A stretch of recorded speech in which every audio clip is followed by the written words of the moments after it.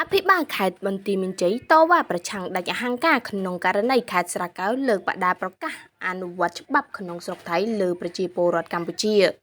លិខិតតវ៉ារបស់ឯកឧត្តមអ៊ុំរាត្រីអភិបាលខេត្តបន្ទាយមានជ័យផ្ញើទៅកាន់អភិបាលខេត្តស្រែកែវប្រទេសថៃប្រឆាំងនឹងករណីរដ្ឋបាលខេត្តស្រែកែវលើកបដានៅថ្ងៃទី28ខែកញ្ញាឆ្នាំ2025ដោយមានខ្លឹមសារប្រកាសអនុវត្តច្បាប់ក្នុងស្រុកថៃលើប្រជាពលរដ្ឋកម្ពុជារស់នៅក្នុងភូមិជោគជ័យនិងភូមិព្រៃច័ន្ទឃុំអូ3ជាន់ស្រុកអូជ្រៅខេត្តបន្ទាយមានជ័យ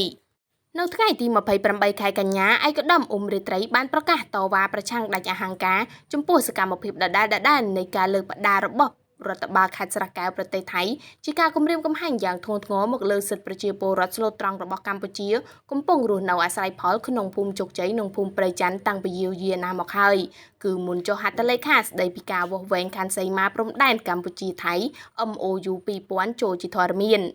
រដ្ឋបាលខេត្តបន្ទាយមានជ័យសូមបញ្ជាក់ថារដ្ឋបាលខេត្តស្រែកែវមិនមានសមត្ថកិច្ចកំណត់ព្រំដែននិងអនុវត្តច្បាប់ក្នុងស្រុកថៃរបស់ខ្លួនមកលើសហគមន៍កម្ពុជាដែលបាននឹងកំពុងរស់នៅនិងអាស្រ័យផលនៅក្នុងតំបន់មិនទាន់មានការកំណត់ខណ្ឌព្រំដែនសីមារួចរាល់នោះទេ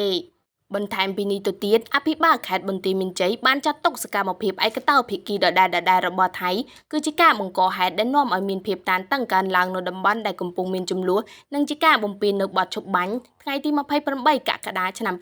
2025នៅប្រទេសម៉ាឡេស៊ីនិងលទ្ធផលនៃកិច្ចប្រជុំ GBC,